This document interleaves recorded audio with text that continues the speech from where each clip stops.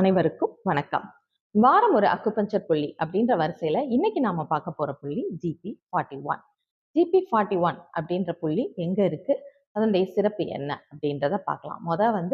இது ஜிபி அப்படின்றதும் வுட் ஆகாய பூதத்தை சேர்ந்தது தான். அதே வுட் பாயிண்ட் போட போறோம். அப்ப வுட் பாயிண்ட் போட போறோம். இதுக்குன்னு தனி சிறப்பு இருக்கு. அது என்னன்னு ஒன்னொன்னா வரிசையா பார்க்கலாம்.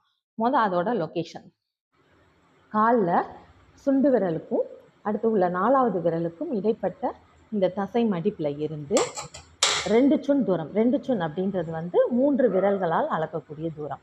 3 விரலுக்கு அடுத்து இருக்கக்கூடிய அந்த இடம் தான் GP41.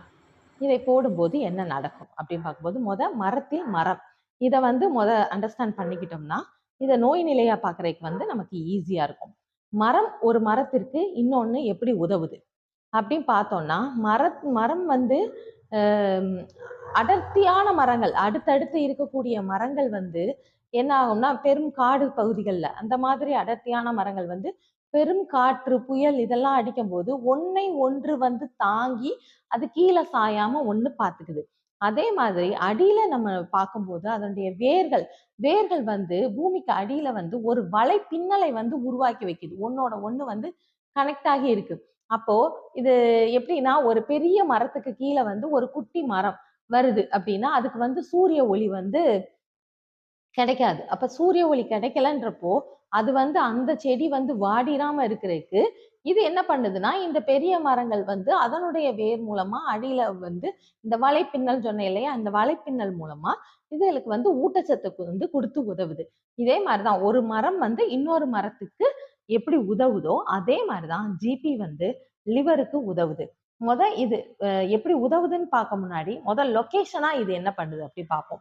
லொகேஷனா பார்க்கும்போது இது பாதத்துல இந்த இடத்துல இருக்கு இல்லையா, அப்ப இந்த பாதத்துல வீக்கம் அப்படின்ற ஒரு விஷயம் வந்துச்சு அப்படின்னா வீக்கம் ஏற்படும் போது இந்த பாயிண்ட போட்டோம்னா ஒரு நல்ல ரிசல்ட் இருக்கும். வீக்கம் அப்படின்றதே அந்த இடத்துல ஒரு நீர் கோர்த்து ஒரு மாதிரி வீங்கி போய் இருக்கிறதா. மரம் எப்ப நீரை உரியுதோ அப்ப என்ன பண்ணும்னா இந்த வீக்கம் அப்படின்றது வத்திரும். அப்ப அந்த பாதங்கள்ல வீக்கம் இருந்தாலும் வலி இருந்தாலும் நம்ம இந்த GP41 அப்படின்ற பாயிண்ட போடும்போது ஒரு நல்ல ரிசல்ட் இருக்கும். அப்படி இல்லைன்னா நீங்க இந்த ராடு வச்சு இல்ல ஒரு கூர்மையான ஆப்ஜெக்ட் இல்லாத ஒரு பொருளை வச்சு இப்படி ப்ரெஸ் பண்ணி விடுங்க. இந்த இடத்த எத்தனை முறை ப்ரெஸ் பண்ணலாம் அப்படின்றத கேட்டிருந்தீங்க. ஒரு 25 முறை ஒரு தடவைக்கு நீங்க ப்ரெஸ் பண்ணி விடலாம். விட்டுட்டு ஏன்னா நீடில் போடும்போது ரிசல்ட் ரொம்ப நல்லா இருக்கும். நீங்க ஜஸ்ட் ப்ரெஸ் பண்ணி மட்டும்தான் விடுறீங்க அப்படின்னா ஒரு 2 ஹவர்ஸ்க்கு ஒருக்க ஒரு 25 மினிட்ஸ் இந்த பிரச்சனை 25 டைம்ஸ் இந்த பிரச்சனை இருக்கக்கூடிய நபர்கள் நீங்க ப்ரெஸ் பண்ணி விட்டீங்கன்னா ஒரு நல்ல ரிசல்ட் இருக்கும். ஓகே, ரெண்டாவது அதுவுமே லொகேஷனா பார்க்கும்போது ஜிபி அப்படின்றது இந்த கண்ணோட வெளி விளிம்புல ஆரம்பிக்கக்கூடியதா இருக்கும். இந்த இடத்துல ஸ்டார்ட் ஆகும் GP1. இப்ப நிறைய பேர் இந்த கண்ணோட வெளிப்பகுதிகளில் வலி இருக்கு, இல்ல எரிச்சல் இருக்கு, இந்த ஏதோ இது பட்டு தூசி பட்டு உறுத்துற மாதிரி ஒரு ஃபீலிங் இருக்கு அப்படின்றது சொல்லுவாங்க. இந்த வெளிமுனை, உள்முனை கிடையாது, வெளிமுனையில எதுவும் பிரச்சனை இருக்கு அப்படின்னா அந்த இதுக்கு இந்த GP41 அப்படின்ற பாயிண்ட் நல்லா கேட்கும்.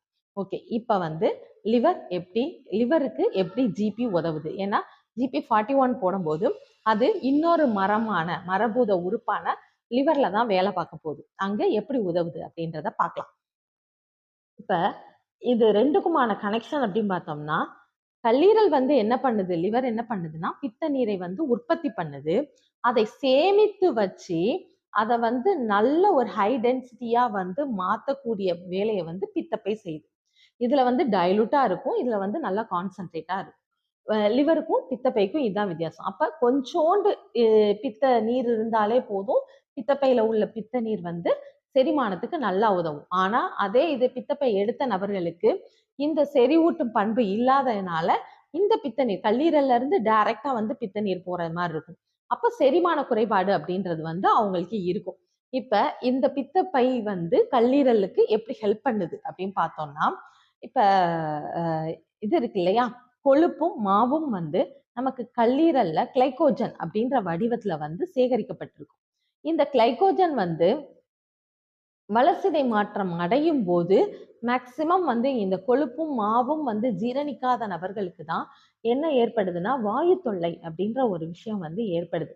அப்ப அந்த வாயு தொந்தரவு ஏற்படக்கூடிய நபர்களுக்கு இந்த பாயிண்ட் போடும்போது நல்ல ஒரு ரிசல்ட் இருக்கும். அதுலயும் இந்த மார்பக பகுதிகள்ல அந்த காத்து சுத்திக்கிட்டு அவங்களுக்கு வந்து ரொம்ப வலிக்கும். அதுலயும் இரவு வந்து ரொம்ப அந்த மார்பக பகுதியில பிடிச்சுக்கிட்டு வலி இருக்கு அப்படின்னா அது கண்டிப்பா இந்த கொழுப்போட டைஜஷன் வந்து சரியா நடக்காததுனால ஏற்படக்கூடிய தொந்தரவா இருக்கு.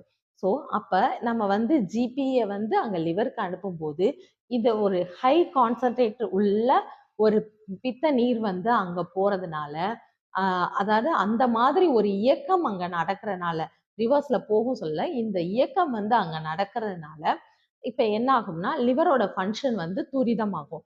ஸோ அங்க வந்து டைஜஷன் வந்து அதாவது மெட்டபாலிசம் அப்படின்ற ஒரு விஷயம் வந்து நல்லா நடக்கும். அப்போ இந்த மாதிரி வந்து வாயு தொல்லையால வந்து மார்பக பகுதி வலிக்குது அப்படின்னு சொல்லக்கூடிய தொந்தரவுகளும் வந்து அவங்களுக்கு சரியாகும். இவங்களுக்கு வந்து கூடவே என்னவும் இருக்கும் அப்படின்னு பார்த்தோம்னா குடல் இரைச்சலும் இருக்கும். இந்த காற்று வந்து அங்க வயிற்று பகுதியில வந்து ரொம்ப சுத்த ஆரம்பிக்கும்.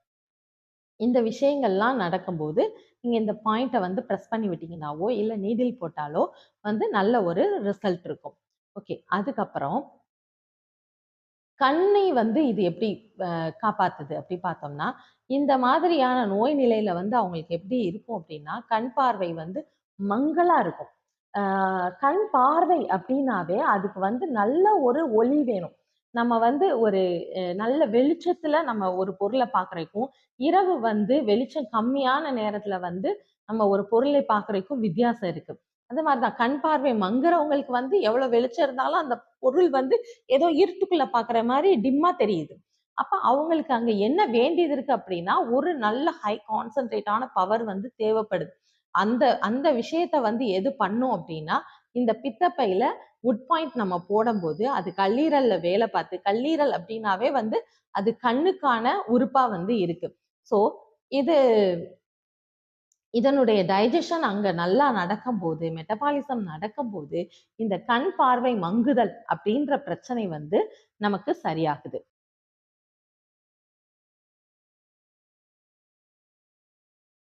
கல்லீரலோட மிகவும் முக்கியமான பணி அப்படின்னு பார்த்தோம்னா இது வந்து பெருங்குடல்ல இருந்து வரக்கூடிய நீரில் உள்ள பாக்டீரியாஸையும் வந்து அழிக்கக்கூடிய வேலையை வந்து பார்க்குது. நமக்கு இந்த பாக்டீரியா தொற்றால வந்து ஏற்படக்கூடிய ஒரு நோய் அப்படின்னு பார்த்தோம்னா வந்து அது வந்து மலேரியா. இந்த மலேரியான்ற ஃபீவர் வந்து கண்டிப்பா வந்து கல்லீரலை வந்து பாதிக்குது. எப்படின்னா அது மலேரியா அந்த நுண்ணுயிரி வந்து என்ன பண்ணும் அப்படின்னா நம்மளுடைய இரத்த சிவப்பு அணுக்களை வந்து அழிக்கக்கூடிய வேலையை பார்க்குது. இப்ப இந்த இரத்த சிவப்பணுக்கள் உருவாக தேவையான மூலக்கூறுகள் வந்து எங்க இருக்குன்னா ஆர்பிசியா கன்வெர்ட் ஆகக்கூடியதுக்கு வந்து கல்லீரல்ல தான் இருக்கு. அப்போ இது வந்து கல்லீரல்ல உள்ள அந்த மூலக்கூறுகளை வந்து அழிக்கிறதுனால கல்லீரல் வந்து இந்த மலேரியா ஃபீவர்ல வந்து ரொம்ப வந்து பாதிக்கப்படக்கூடிய வாய்ப்பு வந்து நிறைய இருக்கு.